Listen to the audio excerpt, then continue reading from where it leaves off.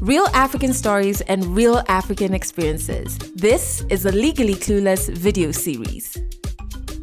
And in this episode, Mercy shares her story of her battle with postgraduate depression.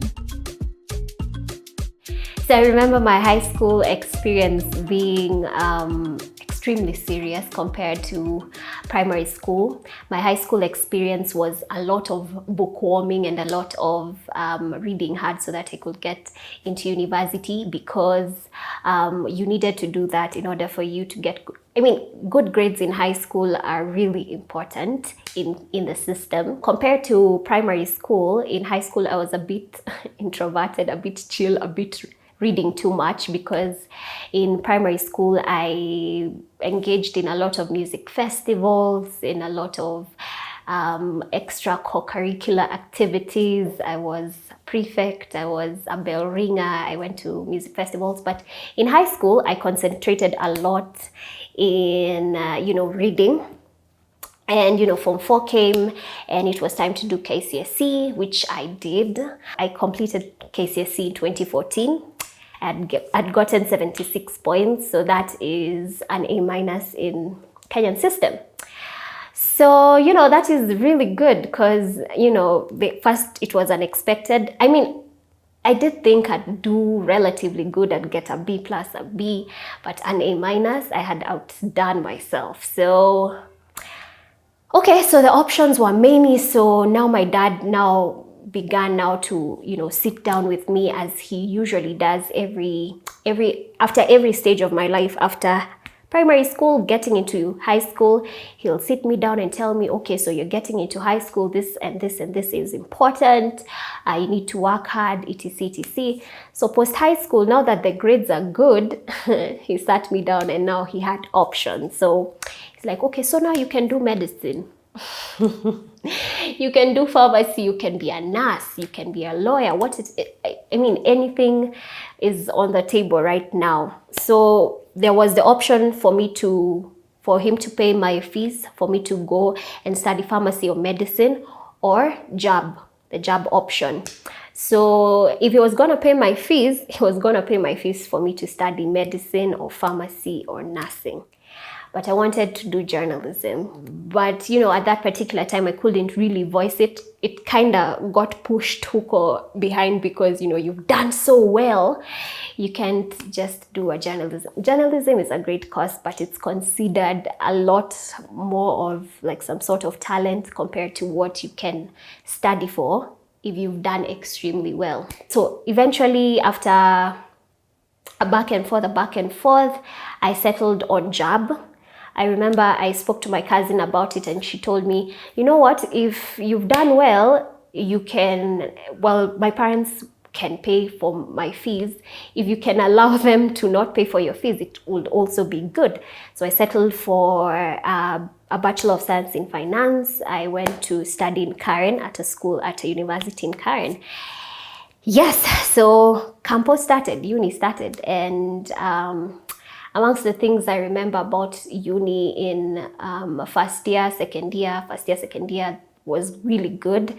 It is, you've gotten in so much to learn, so much to see, boys around, so many nice things. There's so much to see. So I remember during that time, during first year especially, it did not hit me immediately that, first of all, I'm not really good in mathematics. So even while I went in to do finance, it felt like I was taking up a whole other challenge in trying to, navigate mathematics, which when I look back right now, I'm like, what was I thinking? Going through first year and second year, first year especially, I did not think that I was having a hard time. But getting into second year, I started to feel, wait a minute, it's a bit hard for me, because now the math units, now there's theory units and math units. So the theory units went on decreasing and the math units kept on increasing, because it's a finance course at the very end of the day. So I remember a course, like a unit like financial management, was really hard for me, and I attended classes did the notes, tried to do group discussions afterwards, but I was really struggling academically. Within the 4 years that I went to university, I wasn't able to change courses, or I wasn't courageous enough to change courses. There are a lot of people that I know whom I left high school with, who along the way were like, you know what, maybe I should change courses. Maybe this is not for me, but I wasn't courageous enough to change courses. So for there was now where I decided, you know what, I'll do my project really well. I'll try and finish my units really well, like get minimums, A's and B's. And it was also a really good time for me and my friends, me and my two best friends, because we had an amazing time. So for there was really great. I worked hard, my grades went up, and then we also partied hard, finished school, and in 2019 April I stepped out of university. And throughout the years, when I was thinking about it, the whole time my mindset had been, I can't wait to finish university. I need to finish this course so that I do a whole other thing. And I stepped out and I was feeling, okay, now it's time for me to get back my mojo, because when you're in a setting, or when you're in a space where you do not feel your best, it can affect a lot of things. It can affect your self-esteem. It can affect how you view yourself. So I'd already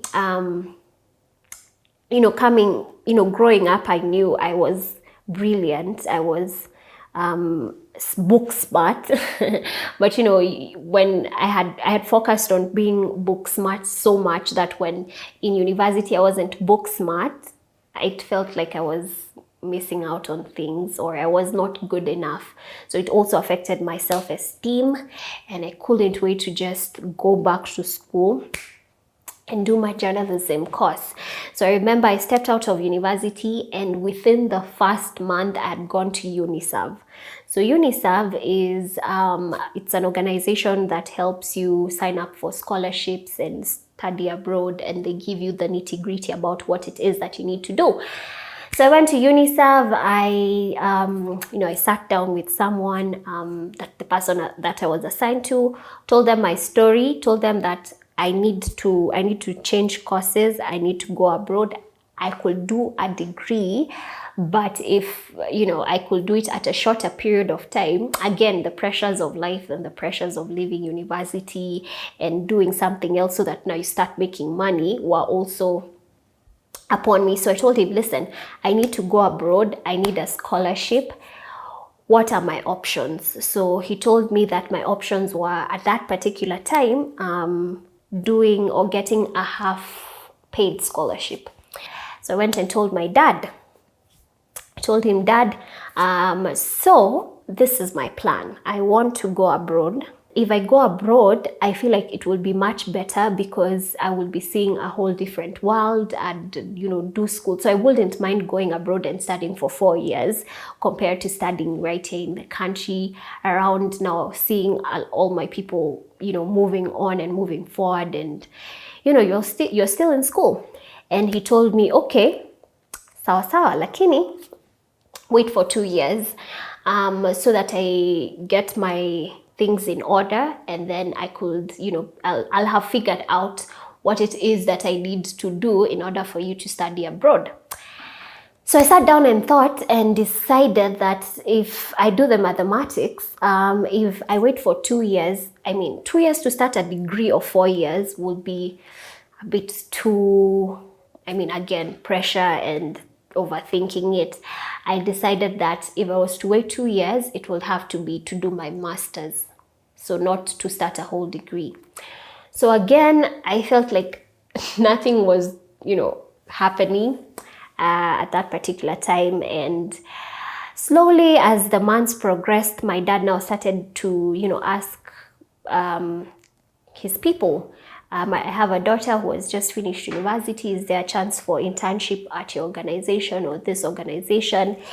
And, I was looking at him and I could not understand, well, he could not also understand why I was not excited, because I was not excited to start working in accounts and finance. And this is only because, I did not love it, and I just wanted to, venture into something else that I liked. So as the months started to progress, my dad kept also asking if I'm sending out my CVs, if I've created my CVs. And it became like constantly, is there anything new? What is happening? Are you still sending out your CVs? And when that kept happening, and this other side, I'm feeling like this gigs, this media experience that I want to start going through is not happening, I sort of started getting stressed out, because when it felt like it was not going to start happening for me, and I'm not sending CVs, but my friends are sending CVs, and eventually they also got their jobs. Overthinking the fact that a lot of things were not happening, and I was not sending out CVs, and my dad was pressuring me to get into something that I did not want, also caused me to fall into depression. So the only thing that I remember about my experience between May and the time I graduated was that I was fighting with my family a lot. I was fighting with my sister. I was fighting with my mom. I was not really fighting with my dad, but we were not cool. And I was also I was also fighting with my nephew, and my nephew was tiny. Like I was avoiding him. He could not understand why I was avoiding him, because I like to stay in my bedroom. I was overthinking. I was trying to figure life out. And one thing led to another. I became an insomniac. I wasn't sleeping enough. I wasn't taking care of my hair. It just happened really, it happened really slowly, yet so quickly. The fights became worse, because now I was easily agitated. I was, easily angry. I'd get angry over the smallest thing. So the things that I was doing were the bare minimum: taking a shower and going to my sister's business. But I even stopped doing that. So I would just spend the day in my bedroom and just chill and, maybe watch a movie. But I was at a really bad place, because I wasn't talking to anyone. Also, I had shut everyone out, and everyone that tried to reach out to me and tell them, oh, listen, I am okay, but can I talk to you when I get my shit together? Because right now I don't have my shit together. I wasn't talking to anyone, even my best friend. So June, July, September, August happened, and those were, even now I'm scared of ever going back to that place mentally. That when I remember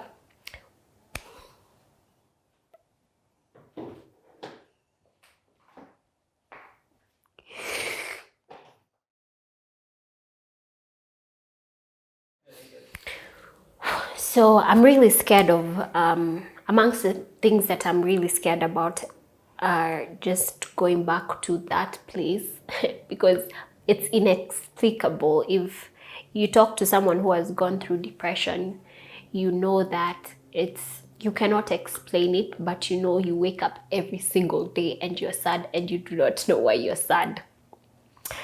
And it has really helped me with, I think, the positivity or the pros of going through the experience were that I became a lot more understanding towards people and towards their experiences, whatever it may be, whether it's mental health, financially, just going through that phase where I knew that I was really vulnerable and I was at rock bottom and nothing was happening and it didn't seem like anything was moving around me.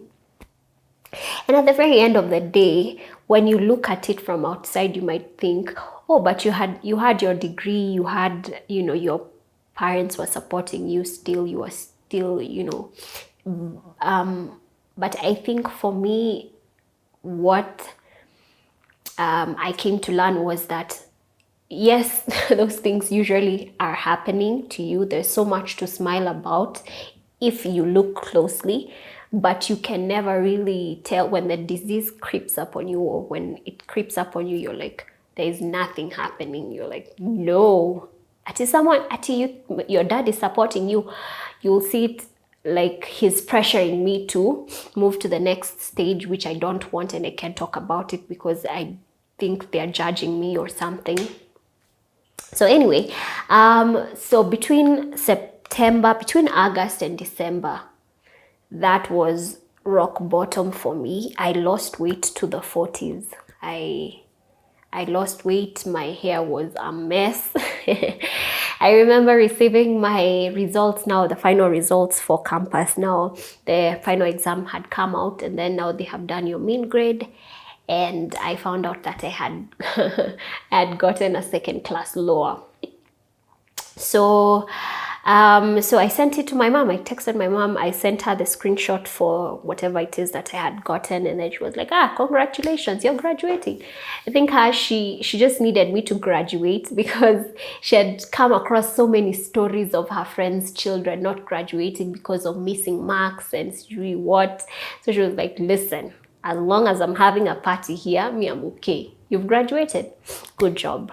But on the other hand, my dad, he was like, oh, okay, fine. But the following day, he told me in Kikuyu, he said, no doneka wega, which means you've not done really well. So again, I was like, well, I felt bad because I knew that, it was culminating to that, my whole high school experience was just, academically speaking, was just a mess. So, still in that phase of time, that period of time where I'm going through mental health. And I remember I called my cousin, and I called her and we had lunch. And the same cousin, I think now that I think about it, she has had a lot of impact, so she influences me a lot. So I called her, we had lunch, and I told her, I was like, oh my God, I'm feeling horrible. I got a second class lower. And she laughed. She told me, what? You're mad. She told me, I also got a second class lower. My husband got a second class lower. It doesn't really affect much, but for me it was really affecting much because of my track record So I remember now graduation. Now we're coming to graduation, and graduation is exciting. So it was dope. My dad bought me flowers. So and then obviously the following day, my parents threw me a big party because I had graduated. All the people came. Guys were excited for me. They were like, now you will find a job now that you have the paper. Now it's uphill. The person that had baked my cake had made it look like I had done finance, so they had put some money. Now you know how cakes are now, money, coins. So she asked me, okay, so now what do you aspire to be? Imagine I said the chief financial officer. To make them happy, I said CFO. Okay, I was like, okay. She was like, you will be a CFO. And obviously at the back of my mind, I'm like, no, I wish I did not have to say CFO. I wish I couldn't. You can't explain to people. You can't stand in front of the crowd and say, listen, I struggled academically. I hated the course. I'm really confused about what it is that I want to do after this, but thanks for coming.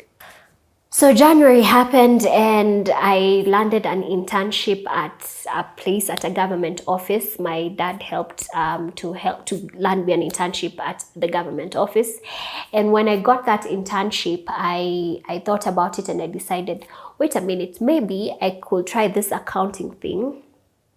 Let me not dismiss it kabisa. Maybe it's my destiny, and people say that the things that scare you the most are the ones that you should follow. So I tried getting into this accounting thing, and I gave it my best shot. It was a government office, so obviously my office bestie was old. The guys were mentoring me, okay? They were good people. They were all parents, so they were like, oh, a young accountant who in the making, etc. So I was giving it my best shot. As much as, I was doing my best, I could feel like my mental was still suffering, because now when I look at it, there was so much that I wasn't doing in regard to the things around me. So I'd just get home and sleep. Again, my appetite was low. I wasn't eating. I kept adjusting my pants. Every other day I was at the tailor's. So I was still struggling a bit, but I was what they call, what are they called? A high operating, not the right words, but a high operating depressed person. So this is the type of person who is going through life. They're going through, they have kids, they have a husband, they have things to do, but they're going through them, but they're not okay. So things get done still, but you're really tired. In March 2020 now, COVID-19 happens in the country, and then I was deemed non-essential. So I was told now, now the people who need to come in are just the people who are needed. So, I had to go home, which wasn't that big of a deal for me if I think about it, or if I remember correctly. Was, I felt good that, we were all at the same place at the same time, and there was a big bad virus in the area, or that had come into the building, and we were all asked to go at a standstill. So no one was working, everyone was home, I was home. So for a moment I stopped thinking about the future and everything that was around me. As much as I was coming into a better mental space, the reason why I was coming back into a better mental space was because I had now started doing little things like drinking water, ensuring that I'm drinking water, waking up at specific times, having a routine even for my nephew and for myself. And then in 2020, I had, enrolled to do the accounting professional exams, because now I'm sort of trying this thing.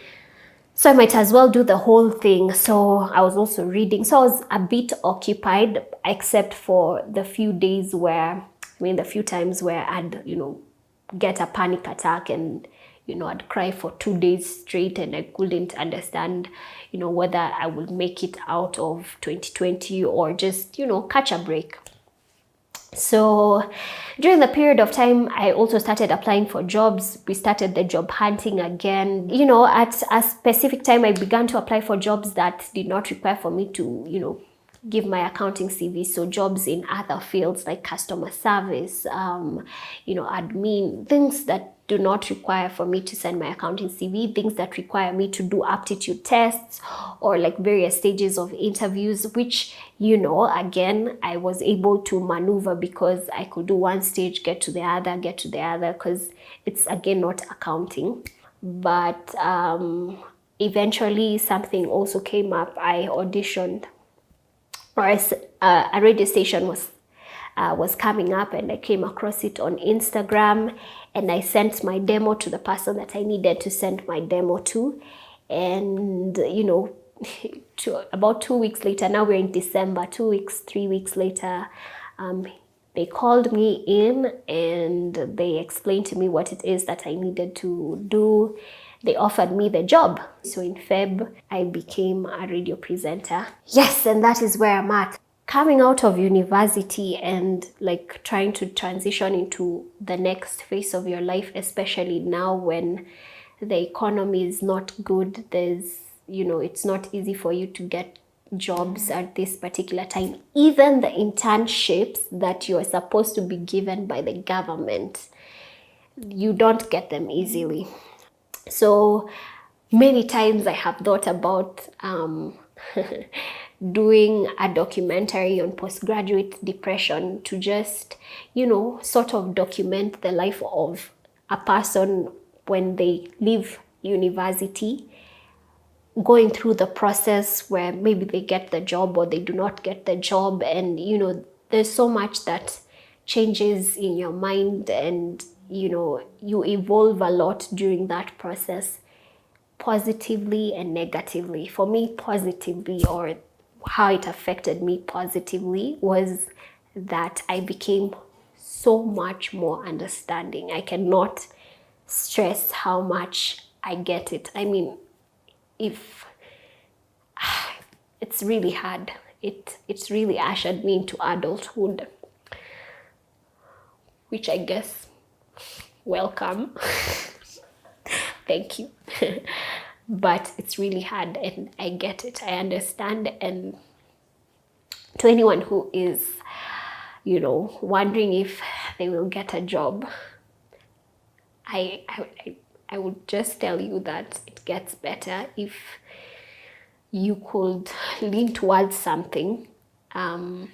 Again, religion and spirituality is something that not everyone believes in, but it worked for me. Spirituality and, leaning towards God, and, having just someone dealing with your shit, someone you can tell your shit, in prayer, that helped, or that worked for me. So if you could lean towards that. But again, please do not switch off, because switching off is what affected me. If you can get someone that you can share your experience with, just get them and, talk to them. But it really does get better.